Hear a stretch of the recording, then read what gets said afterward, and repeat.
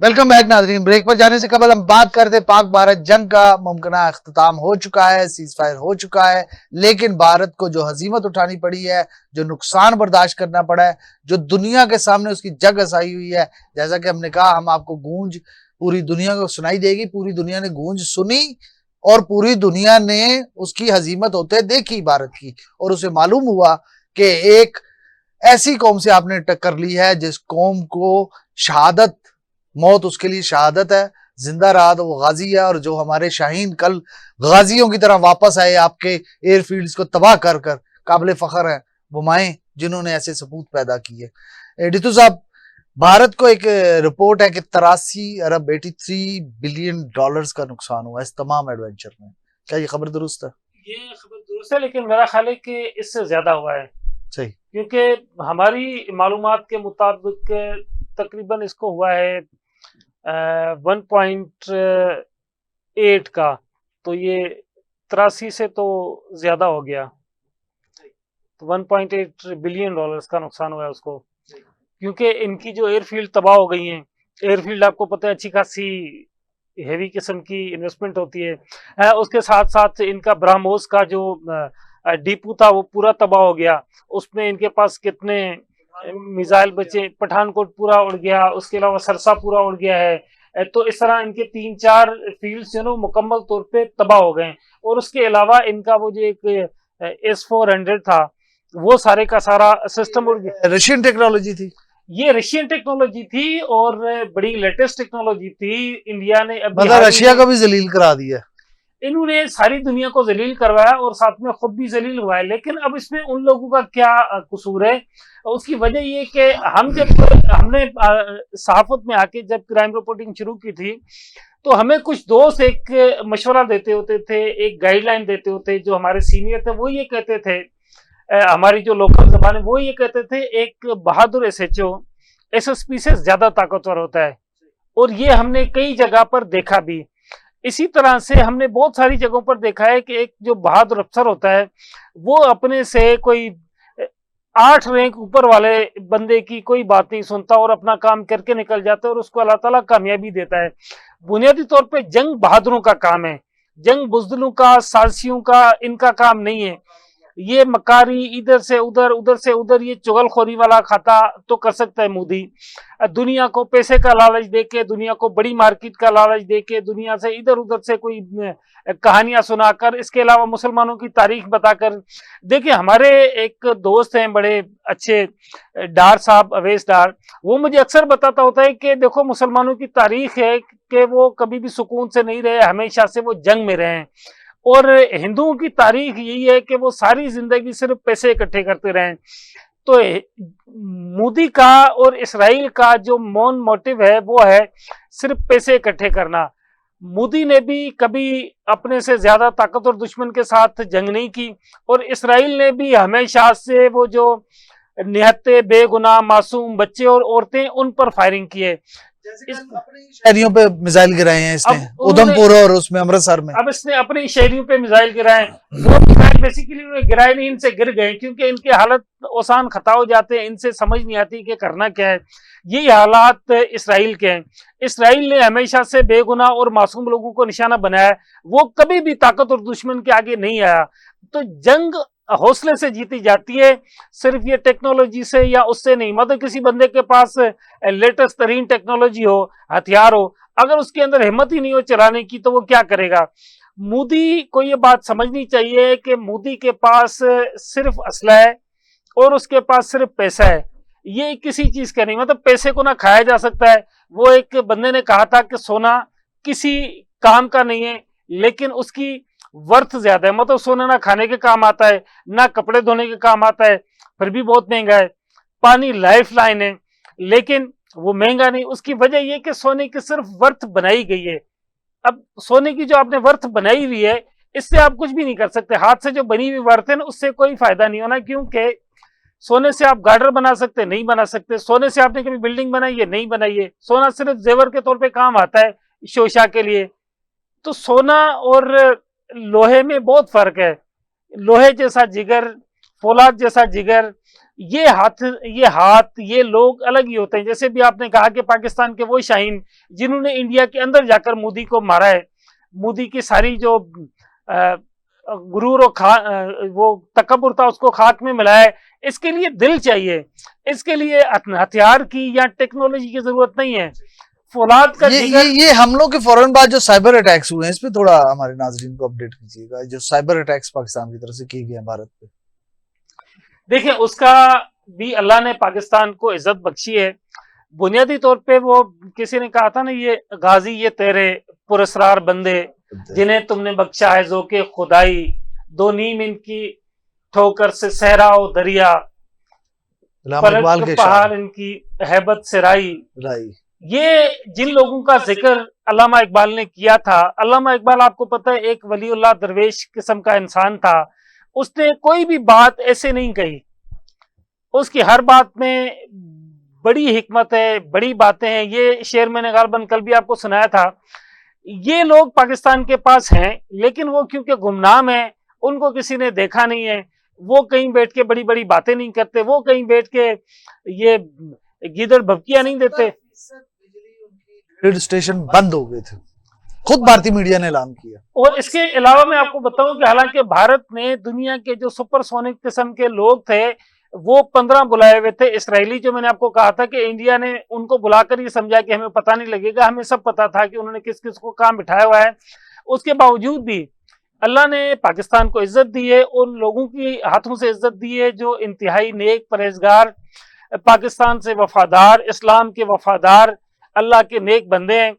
देखो अल्लाह ताला इज्जत और जिल्लत का मालिक अल्लाह ही देता है, और ये अल्लाह हमेशा उन लोगों को देता है जो सच्चे होते हैं, बेशक वो खाली हाथ होते हैं। आप ये बताएं, नबी पाक सल्लल्लाहु अलैहि वसल्लम ने जितनी गजवात लड़ी, उनके पास कौन सा हौसला था, क्या थी, क्या चीज थी जिसने मुसलमानों को फतेह दिलवाई थी और 2 सुपर पावरों को उन्होंने ढेर कर दिया था?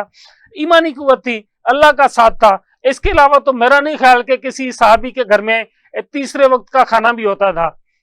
क्या वजह थी? वजह सिर्फ यही थी कि अल्लाह ही इज्जत देता है, अल्लाह ही इज्जतों का मालिक है, ईमान की कुव्वत है। तो वो ईमान की कुव्वत पाकिस्तान के पास है, मोदी के पास सिर्फ ये खोखली चीजें हैं जो किसी काम नहीं आती, ना खाने के काम आती है, ना नहाने के काम आती है। दोबारा भी आता हूँ शिदात साहब, वो क्या बड़ा मशहूर एक कौल है, वो कहते हैं जब धुंध छाती है तो गीदड़ समझता है कि मैदान उसका है, लेकिन जब धुंध छटती है, मौसम साफ होता है, तो मैदान शेर का होता है। तो आपको क्या लगता है, मैदान खत्म हो गया या भारत दोबारा कोई सीज फायर के बाद भी कुछ कर सकता है? अल्हम्दुलिल्लाह जी, काशिफ भाई, मैदान शेर का ही है।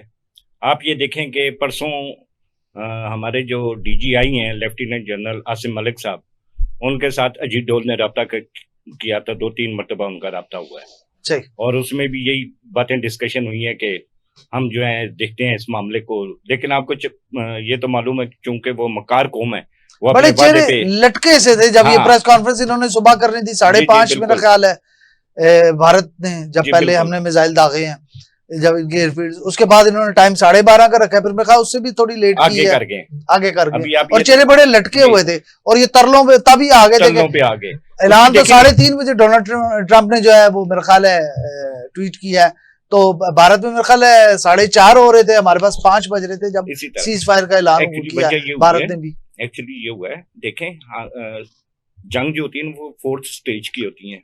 पहली जो स्टेज होती है वो जैसे LOC पे झड़पें होती है, वो फर्स्ट स्टेज की आपकी छोटे हथियारों के साथ। दूसरी स्टेज की आपकी जंग ये है कि वहां से कुछ, जैसे इन्होंने ड्रोन अटैक कर दिया, कुछ हमारी तरफ से हो गया, कुछ छोटा मोटा इस तरह का मामला हो गया।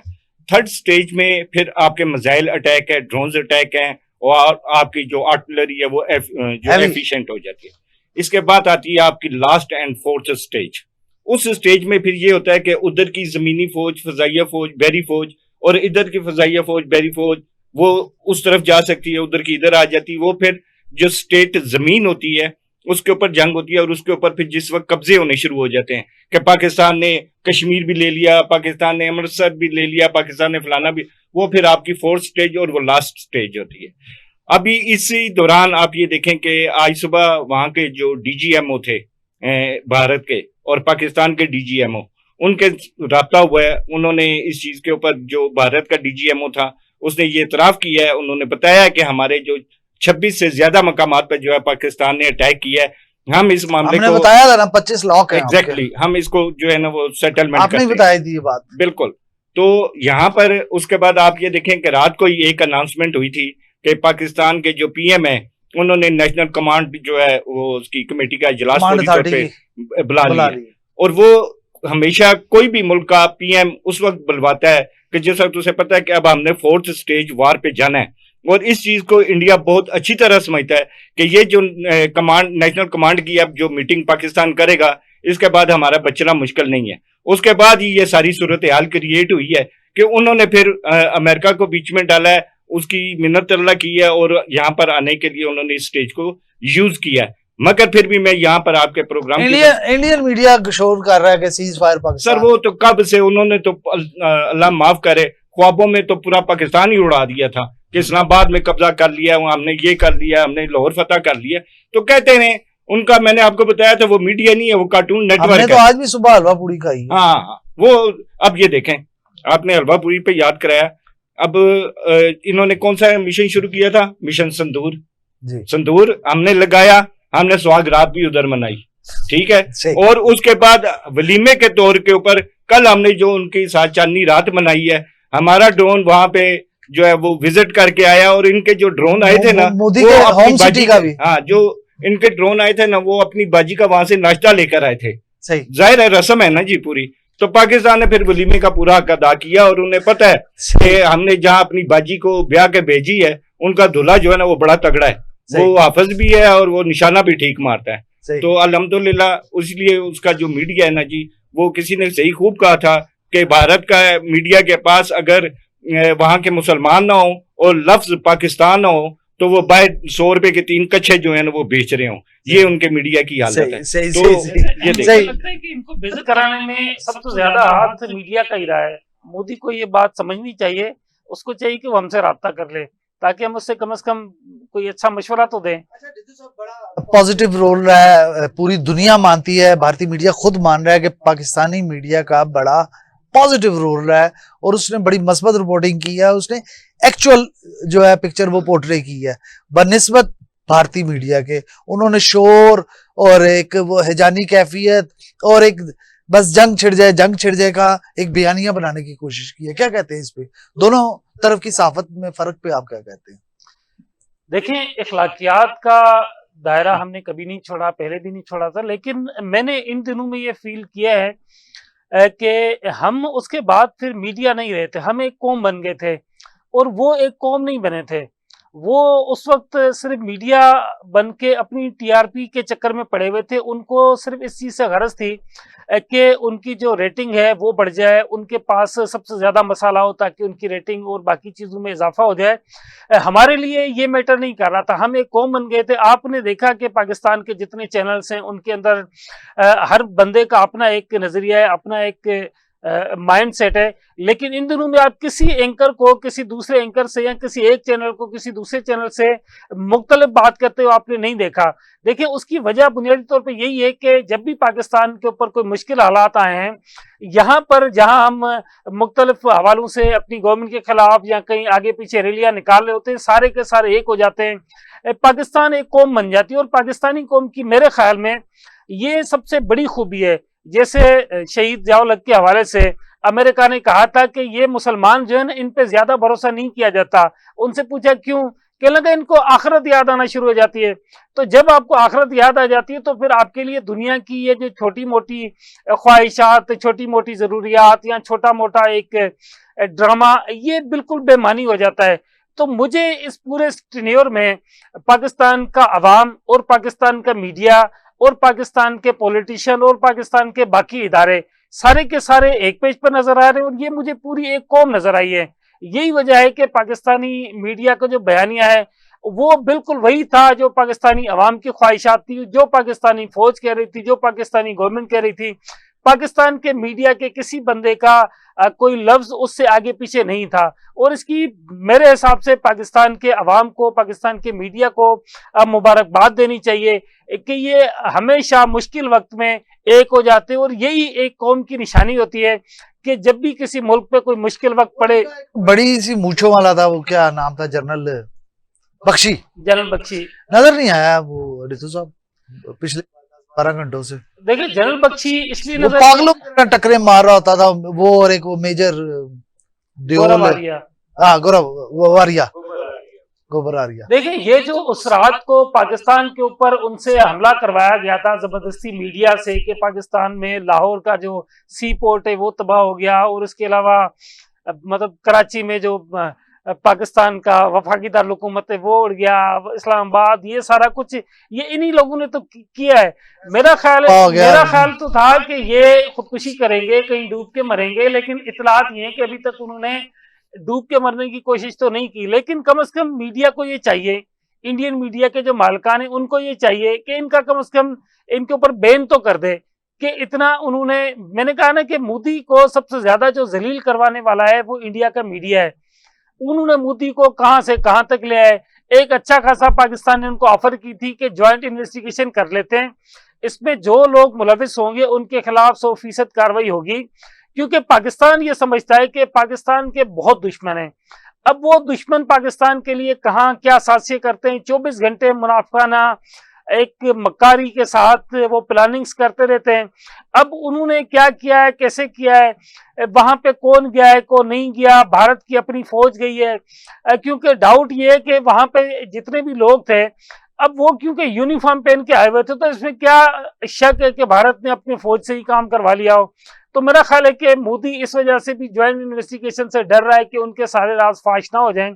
लेकिन बहरहाल हमें भारत के बेगुनाह आवाम से हमदर्दी है, हम उनसे ये चाहते हैं कि वो अभी होश के नाखून लें।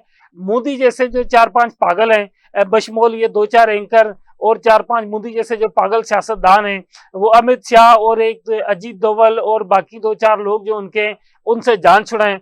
अच्छा खासा मोदी को नेशनल सिक्योरिटी की जो कमेटी थी उसने एडवाइस किया था कि पाकिस्तान से पंगा ना ले, पाकिस्तान तुम्हारी जो बाकी रही से इज्जत है इसका भी जनाजा निकाल देगा, मोदी के पास जो पैसों का भरम है उसका जनाजा निकाल देगा। ये इनको इनकी दोनों कमेटीज ने कहा था। इनमें आज भी वो जो एक फ्री जोन की हम बात सुन रहे थे कि अमेरिका भी चाहता है यहाँ पे फ्री जोन बनाए, और ताकि यहाँ पे चाइना का मुकाबला कर सके भारत में, वो चाह रहा था कि कोई एरिया उसे दिया जाए। तो कैसे अब दूसरी दुनिया, बाकी दुनिया भारत पे एतबार करेगी कि जो अपने सिर्फ इलेक्शन जीतने के लिए किसी मुल्क से जंग छेड़ सकता है? देखिए भारत पे वो पहले भी एतबार नहीं करते हैं। प्रॉब्लम सिर्फ ये है कि वो भारत को इस्तेमाल कर रहे हैं। मुझे बहुत अच्छी तरह से याद है, हमारा एक दोस्त है, वो मेरा कम से कम 20 साल पुराना दोस्त है। जिस दिन मोदी आया था उस दिन मैंने उसे मुबारकबाद दी और मैंने कहा कि मुबारक हो, भारत को पाकिस्तान ने तो तबाह नहीं किया लेकिन मोदी तबाह कर देगा। उसकी वजह ये थी कि वो नजरियाती तौर पे भारत को उस जगह पे ले आए जहां वो ना आगे जाने जोगे ना पीछे आने जोगे।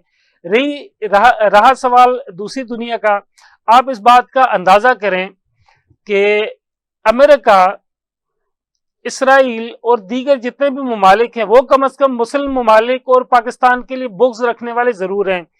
क्या वजह है कि अभी तक उन्होंने उनके साथ खुलकर तमाम मामलात पर पार्टनरशिप नहीं की। ये मोदी को इतनी रिस्पेक्ट देते हैं जितनी कि उनको वहां की मंडी में आने के लिए, माल बेचने के लिए जरूरत होती है। पाकिस्तान के साथ खड़ा है चाइना, पाकिस्तान के साथ खड़ा हुआ है तुर्की ने अपना जो नेवी शिप्स थे वो पाकिस्तान भेज दिए, पाकिस्तान के समंदर में खड़े हुए थे भारतीय बहरिया के खिलाफ। आप ये बताएं कि भारत के साथ सिवाय इसराइल के और कौन है? वो भी वो सुना है कि वो अपने जो ड्रोन्स थे वो गिन रहा है कि इसमें कितने कम है, ताकि उसका बिल मोदी को दे सके कि इतने ड्रोन आपने हमारे गिरा दिए, ये इसके पैसे दे दें। ये दूसरा सुना है कि इसराइल भी, वो जो फ्रांस है वो भी अपने जो अगली 21 तैयारों की डील है उससे डील बैक हो रहा है। ये 100% डील बैक होगा क्योंकि 21 तैयारों के चक्कर में उसने अपनी सारी कंपनी का जनाजा तो नहीं निकालना। साख फर्क हो गया। अब ये देखे ना, ये इसमें तो कोई ढका। अच्छा, सॉरी टू कट यू, कि हम भी 5th जनरेशन वार, अगर वो नहीं है, उनके पास तैयारी नहीं, तो 5th जनरेशन वार हमारे पास भी नहीं है। तकरीबन लेवल के थे, लेकिन बकौल पूरी दुनिया के वो सुपीरियर इसलिए था कि वो रडार में नहीं आता, उसमें थोड़े सिस्टम ज्यादा 4.5 जनरेशन वॉर का वो था, 4.5 हमारे थे। लेकिन वो कहते हैं ना कि एक साइकिल चलाने वाले के हाथ में अगर डबल कैबन देंगे तो वो डबल कैबन चलेगी तो नहीं, आपको ड्राइवर पे भी तो डिपेंड करता है ना, पायलट्स और शाहीन पे तो डिपेंड करता है ना रितु साहब। नहीं, इसके दो चार इलावा चीजें हैं वो, क्योंकि जंगी हिकमत अमली के तहत चीजें आगे पीछे होती हैं, लिहाजा उनको डिस्कस नहीं करना चाहिए। लेकिन कुछ चीजें ऐसी जिसको हम कर लेते हैं ताकि हमारे सुनने वालों का दिल भी खुश हो जाए, क्योंकि अपने वतन पे हर बंदे को नाज होता है, चाहे वो रेडी चलाता हो, चाहे वो भीख भी मांगता हो, उसको भी अपने मुल्क का बड़ा नाज होता है। नाज होता है। देखिए, पाकिस्तान के बारे में उनके जो ख्यालात थे वो गलत थे। उन्होंने जिस हद तक पाकिस्तान के बारे में सोचा हुआ था टेक्नोलॉजी का, पाकिस्तान के पास उससे कई गुना ज्यादा है। यही वजह है कि उनका राफेल, जो पहली बार उन्होंने 5 राफेल कश्मीर के इलाके में उड़ाए थे, वो सारे के सारे पाकिस्तान ने कैप्चर कर लिए थे। उसके बाद जब दोबारा इन्होंने राफेल को मैदान में ले आए तो पाकिस्तान को तो मिनट नहीं लगा उसको पहचानने में। मैंने आपको उस दिन बताया था कि 30 सेकंड लगे थे, जैसे उन्होंने फायर किया इधर से उन्होंने रिपीटली फायर कर लिया था, इससे ज्यादा टाइम नहीं लगा था। जब इनके पहले दिन 3 राफेल और 2 और जहाज गिराए गए थे और उनका एक हेलीकॉप्टर भी गिराया गया था।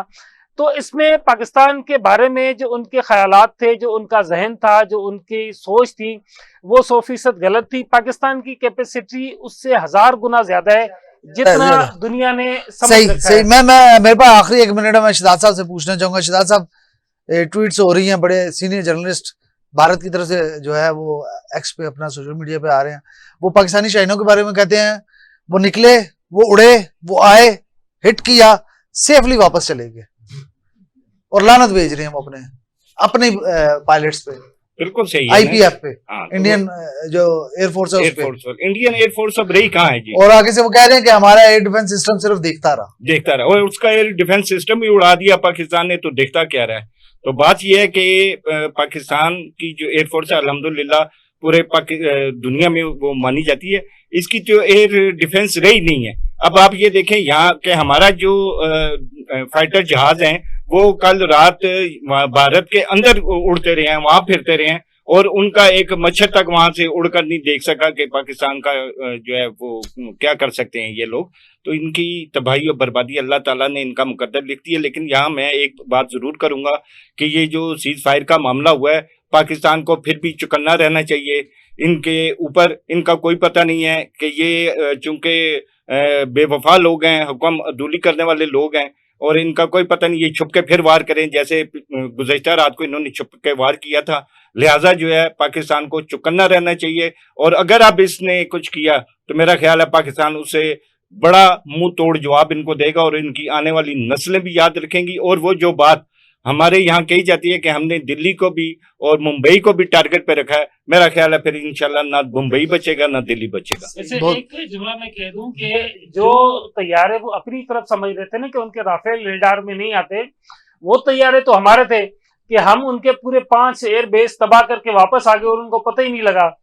सही सही, उनको पता ही नहीं लगा, उनको पता ही नहीं लगा। सही हो गया। जाते जाते सिर्फ इतना ही कहेंगे कि भारतीय मीडिया को कहेंगे, मोदी साहब को पैगाम देंगे कि हमने आपको कहा था कि आप ये एडवेंचर मत करें, ये आपको एडवेंचर बहुत भारी पड़ेगा, लेकिन आपने सुनी नहीं। आपने अपने 5 गुना छोटे मुल्क से आपने जूतियां खाई हैं लिटरली। आपको अंदाजा नहीं है, आपको वक्त के साथ अंदाजा होगा, जब तारीख में ये लिखा जाएगा वो आए, उन्होंने मारा और सेफली अपने मुल्क में वापस चले गए। आपको हमने कहा था कि हम अपने वक्त के मुताबिक, अपनी जगह के मुताबिक और अपना तयन करेंगे टारगेट, और हम आपको हिट करेंगे और हिट हार्ड करेंगे। हमने हिट हार्ड किया। हमने आपको बताया कि आप पाकिस्तान को अंडर एस्टिमेट ना करें। आपको बहुत पहले कहा था कि आप हमें अंडर एस्टिमेट ना करें, आप हमें कर गए अंडर एस्टिमेट, और अब आपको जवाब मिल गया होगा, और यकीनन अब आपकी तसल्ली होगी। पाक फौज जिंदाबाद, पाकिस्तान पाइंदाबाद। इसके साथ ही अपने मेजबान राजा काशिफ को इजाजत दीजिए। अल्लाह हाफिज।